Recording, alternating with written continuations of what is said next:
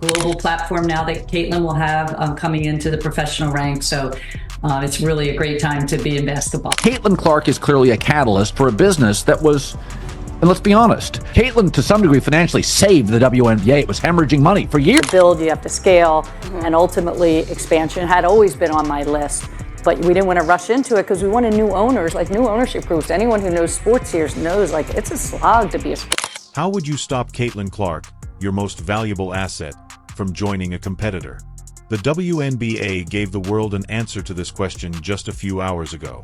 Caitlin Clark, whose name is synonymous with basketball brilliance, has the globe in a frenzy. Hi, Caitlin. Hey, what's up, Caitlin? Hey, Caitlin. After an amazing collegiate career in which she smashed attendance records and drew millions of viewers, the WNBA saw Clark as their golden ticket. She became the most anticipated rookie in recent WNBA history due to her ability to draw huge fan audiences, improve TV viewing, and enhance attendance to levels never seen by the league before. After choosing Clark, the Indiana Fever, who struggled with attendance and performance, witnessed a sharp decline in their numbers. Indiana Fever select Caitlin Clark, University of Iowa. A lot of people believed she could transform the franchise entirely by herself. Therefore, her ability to draw followers during her undergraduate years wasn't only speculation. Clark's games became must-see events during her debut season in the league, leading in some of the most watched women's basketball games ever and an almost fourfold spike in Indiana Fever attendance. In terms of TV ratings, this contributed to the WNBA having one of its best seasons. Actually looked up how much the tickets were going for. I kind of cut that price in half. Caitlin Clark was more than just a player for the WNBA. She was a beacon for the future. Fever are going to be over 200,000 higher than the next highest total attendance in league history. Clarkonomics, However, even more exciting than her WNBA debut. More and more people, and it's getting bigger, it's getting louder, and it's a very fun environment to be. It was Caitlin Clark. With alluring promises, European clubs are likewise aiming for financial security. Europe is a big draw for elite WNBA players, as players like Diana Taurasi and Breanna Stewart have openly discussed how playing there gives them more money and competitive possibilities. Stability of the economy. Caitlin Clark is clearly a catalyst for a business that was, and let's be honest, Caitlin to some degree financially saved the WNBA. It was hemorrhaging that the WNBA couldn't compete with. Clark began considering moving her abilities over the Atlantic when she recognized these opportunities due to the glaring pricing gap. By accepting contracts from European teams that are more than what the WNBA currently offers, players can boost their earning potential. Like there's that 4-year period where you need to grow as a person, but then the NIL comes into play. Oh, we keep walking right back in. About Caitlin Clark, given the genuine ownership stake and the potential loss of Caitlin Clark to Europe offers her not only the chance to secure her financial future, but also the chance to compete on a global scale and make a good living with several elite European teams that reportedly provide millions. Clark was forced to choose between moving to Europe and earning more money or playing in the WNBA at home for less money. Clark was given a stake in the Indiana Fever by the WNBA, which was a first for women's athletics. This bold action acknowledged Clark's importance to the league's eventual ownership. Usually, only seasoned athletes at the conclusion of their careers or those with significant commercial pursuits are allowed to participate in stakes. For instance, it is rare that Michael Jordan owns the Charlotte Hornets at such a young age, but it demonstrates how much the WNBA values Clark and acknowledges her potential to have an impact on women's basketball in the future. The Fever's ownership group and the league see Clark as a long-term investment. She will play for the Fever and contribute to the team's financial decisions if she remains. Over the past 5 years, sports clubs' long-term strategy and growth have increased their value because to a rise in media rights agreements, WNBA sponsorships, global fan interaction, and sports' overall rising appeal. This increase is particularly obvious in leagues like European football, the NBA, and the NFL. NFL team valuations have risen by more than 40% over the last 5 years, while franchise values in MLB and NHL have also surged dramatically, as have other leagues like the WNBA. After this season's attention, the WNBA is quickly emerging as the league with the most room to grow. Due primarily to CC's arrival and the new media arrangement, The Indiana Fever's valuation has increased by about 40% this year alone, reaching over $90 million. Both the NHL and MLB have expanded by more than 50% and 42%, respectively. NBA has seen record-breaking numbers this season in viewership, ticket sales, merch sales, and just overall growth. That's most likely only the beginning. She will be able to accumulate long-term riches and put herself in a position to become the first female basketball player to reach the $1 billion mark thanks to her ownership share. She would become the only female athlete to become the greatest of all time in her sport and to accumulate hundreds of millions of dollars in net worth, joining Impact Elite, which is only available to Serena Williams. Clark has always had interests outside basketball during her time in college. She discussed growing the sport and making an impact off the court.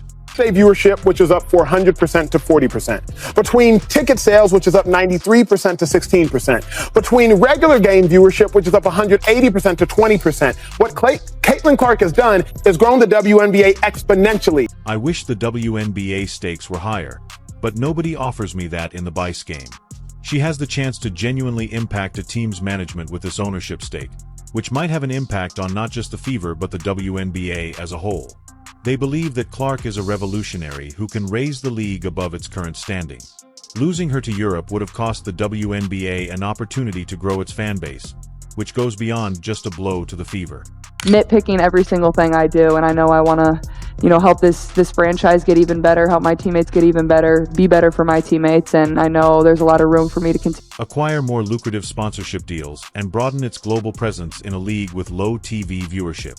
Clark's presence might boost attendance in ways the WNBA has never experienced. Because of these significant players, Clark's long-term arrival would strengthen the leagues. Final WNBA playoff game, 2.5 million viewers. Appreciate you. And I think that what she has done for women's basketball, especially in this country, has been phenomenal. There is no woman, no matter how great you were as a player, Cheryl. Ownership in professional sports involves more than just financial gain. It's also about legacy players who gain ownership, power, and influence. Maintaining a talented player in the league is not the only goal of giving her an ownership stake. The goal is to safeguard the WNBA's future. The notion that a rookie like Caitlin Clark would be given such a prominent status symbol could be interpreted by Ozza Wilson, who has dedicated herself to building her professional and personal brand within the league, as undermining the years of effort and commitment that more seasoned players like her have put in. Wilson and other WNBA veterans might possibly see this deal as evidence that the league is evolving and that younger players like Clark are receiving a lot of fanfare and media attention. People view players like Michael Jordan of the Charlotte Hornets as more than just sportsmen. They have the power to influence the franchise's future and may begin to receive preferential treatment in terms of opportunities and endorsements, which could lead to conflict in the rooms. Playing basketball right now is a miracle. Some of the fans that were unhappy with her one play, a defensive play, called for that same tumor. Veterans may feel undervalued or left behind if they believe their accomplishments are being overshadowed by the possibility of emerging stars, since Clark's offer would set a precedent that future generations of players could expect. With this kind of agreement, Clark would have a special place in the WNBA and be able to influence the Fever's economic decisions in addition to receiving long-term financial stability.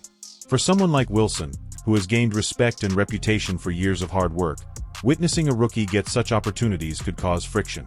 It represents a shift in the league's value structure for its younger, marketable players in comparison to its more seasoned veterans, in addition to a financial disparity. Try and stay ahead of that, try and tamp it down or act as a league when two of your most visible players are involved, not personally, it would seem, but their fan bases are involved. The offer of an ownership interest ultimately represents the NBA's effort to retain its most marketable talent and Caitlin Clark's growing fame. But players like A.A. Wilson can feel jealous and irritated by this decision. Not just one person, that's jealousy. I agree with that. I agree with that. So stop it with all the, nobody's jealous of Caitlin Clark. Angel Reese just showed you. Since it draws attention to a change in the league structure wherein even seasoned champions may not receive the same opportunities as centered stars due to younger media. The league will most likely be impacted by this historic deal, and it may even spark disputes among the NBA's top players. We're pretty close. This has been as close as it's been All second quarter long, 44. Caitlin Clark is now the center of attention. Will she accept the WNBA's historic invitation to become a co-owner of the Indiana Fever? Or will she travel to Europe to get more money up front, like many others have done before? There are a lot of really good fans, whether they've been fans for 20 plus years or whether they're new fans in our league. I think continuing to uplift this. According to Clark, since women's basketball encompasses more than just basketball, this ruling may change the sports course. It has to do with the legacy she wants to leave. Clark would become the first player owner in WNBA history and a trailblazer if she stayed. But her departure would cast even more doubt on the league's capacity to hold on to its best players. Caitlin Clark is in charge of the WNBA's future, regardless. Will she take her abilities to Europe, or do you believe she will accept the ownership stake and stay in the WNBA? Kindly leave your thoughts in the space provided for comments below, and don't forget to hit the bell for more, like, and subscribe.